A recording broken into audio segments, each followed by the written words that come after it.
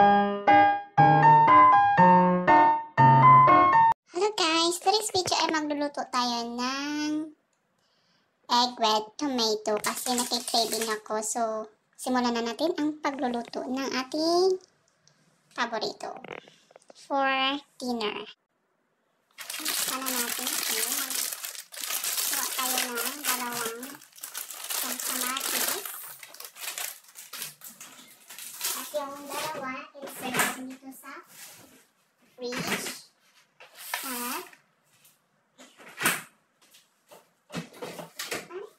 At ito pa pala ako na. May natira pa pala akong itlog doon sa ref. So, yan yung unahin natin. At ito, itabi natin. Hugasan muna natin itong kamatis. Ito na yung aking kinain.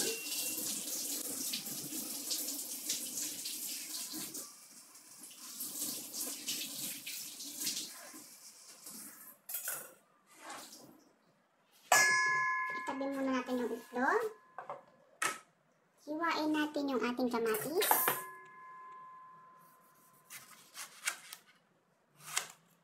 Ito lang paghiwa para mabilis. So, kamatis lang to at saka egg. Wala na akong idadagdag na kahit anong sibuyas man o garlic. So, ito na ating slice na kamatis. I-transfer natin yan sa maliit na plate. Ayan. Itabi natin itong chopping board.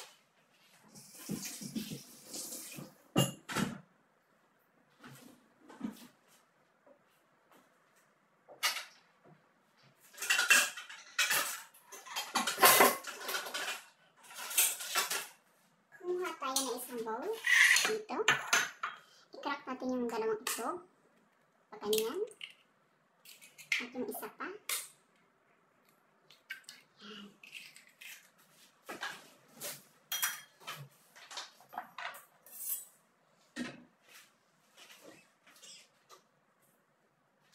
Lagyan natin ng asin. Para may lasa siya.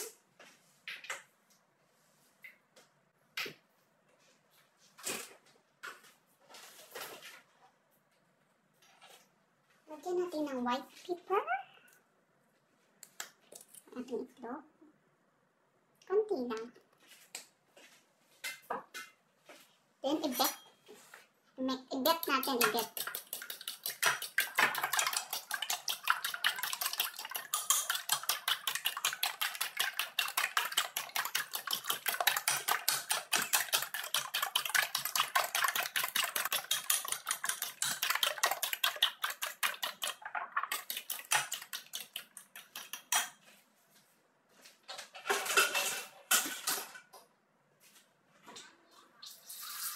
Maglagay tayo ng tubig, konti lang.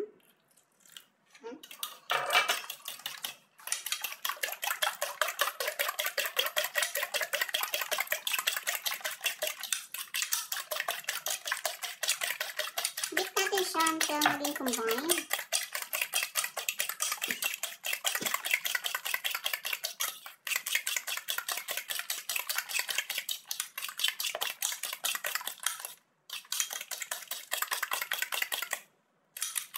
Guys, ito na, ready na siya. Turn on tayo ng apoy. Sundihan natin yung apoy. Ayan. Painitin natin yung ating kalaha. Kawali o kawala. Kalaha. Sa ilonggo pa kalaha.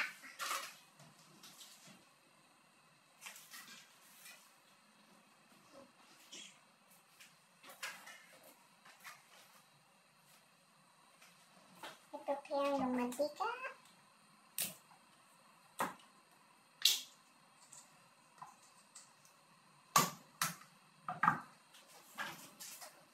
So, maglagay ng mantika sa ating kawali. Yan. Very simple recipe lang to, pero masarap. Dalawa na ang kailangan natin. At ito ay sa ating kusina lamang. Initin natin siya.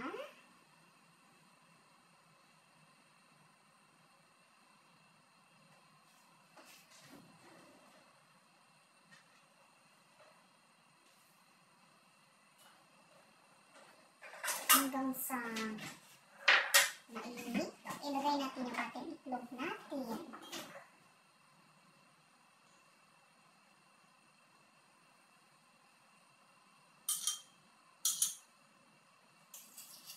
So yun na guys, mainit na. Ilagay na natin yung ating itlog.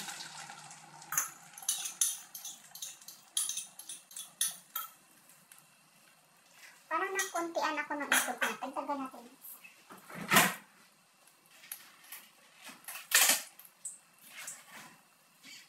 Parang konti lang sa akin.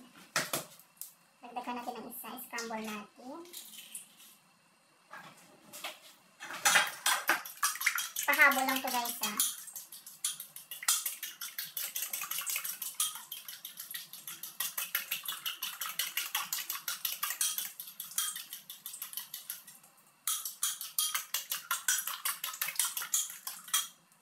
Set aside natin ito sa dito.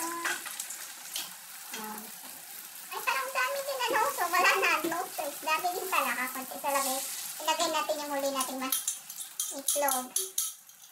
Kala ko konti lang, dami din pala.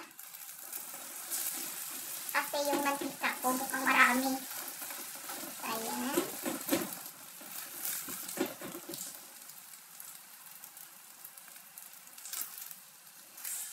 Huwag natin masyadong idurog-durugin.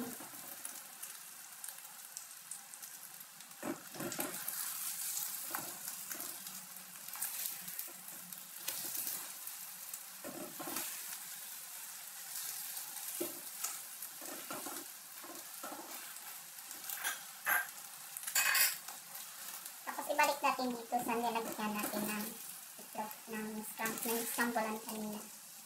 Kirang din kasi nga, iluluto pa rin natin ulit yan. I mean, ihalo natin ulit ito sa ating kamatis.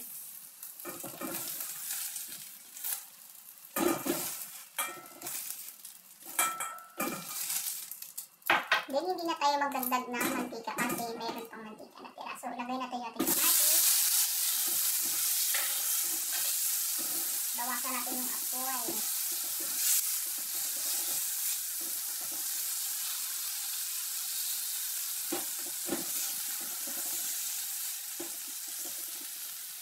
Lagyan natin ng konting tubig yung ating kamatis.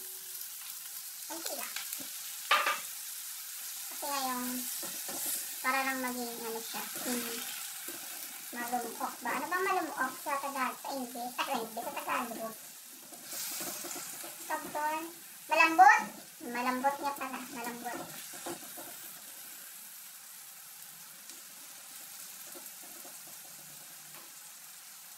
Ngayon na yung apoy natin para hindi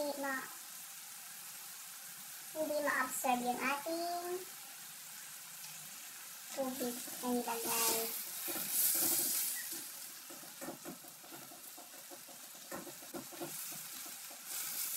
So, dito na, magtimplahan natin yung ating kamatis. Magpapahid tayo ng asin. Asin. Tapos,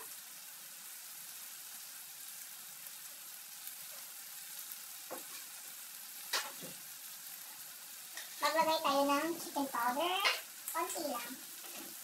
Maglagay tayo ng chicken powder pang padagdag lasa ng ating luto. Ayan.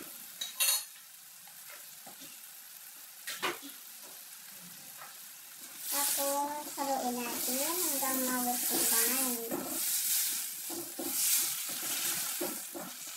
Maglagay tayo ng konting light soy sauce.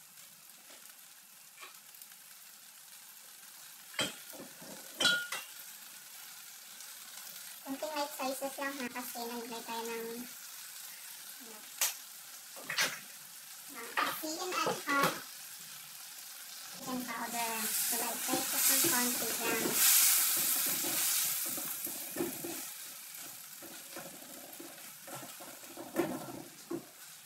Sabak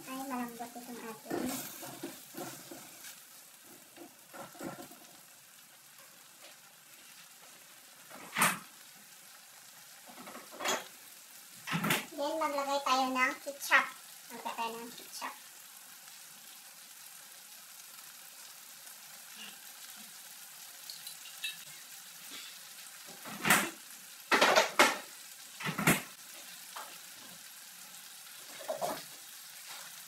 Dahil maasim siya, kailangan lagyan ng sugar. Kunti sugar lang, pampabalance lang. Ganyan. Para hindi siya masyadong maasim. Kasi maasim na, may ketchup, maasim na rin ketchup. Tapos yung tomato natin, maasim din yan. So ganito, kung magluto na tomato with egg.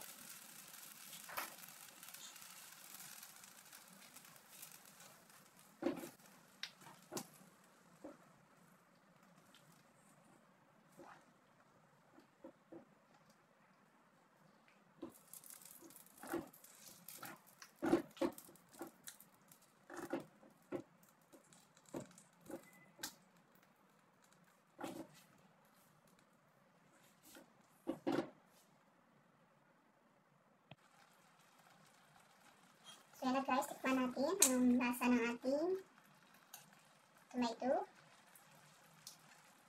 Okay na.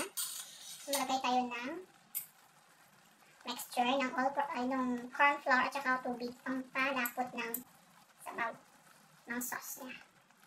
Pang palapot. So mix lang natin hanggang sa maluto yung ating nilagay na cornstarch at saka water. Pinaghalo ko lang yun. For thickening ng sauce.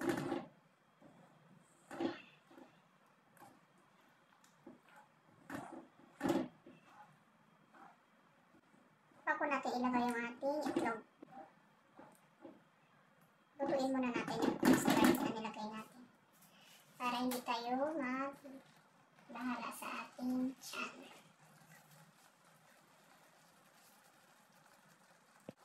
And guys, ready na. So ilagay na natin yung ating itlog. Haluin natin ng mabuti.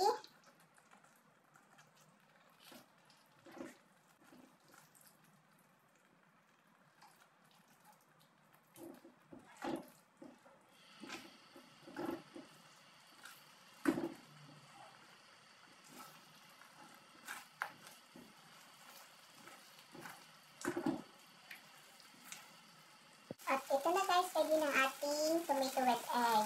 So transfer na natin sa plate. At ito na guys yung ating finished product. Thank you for watching. Bye!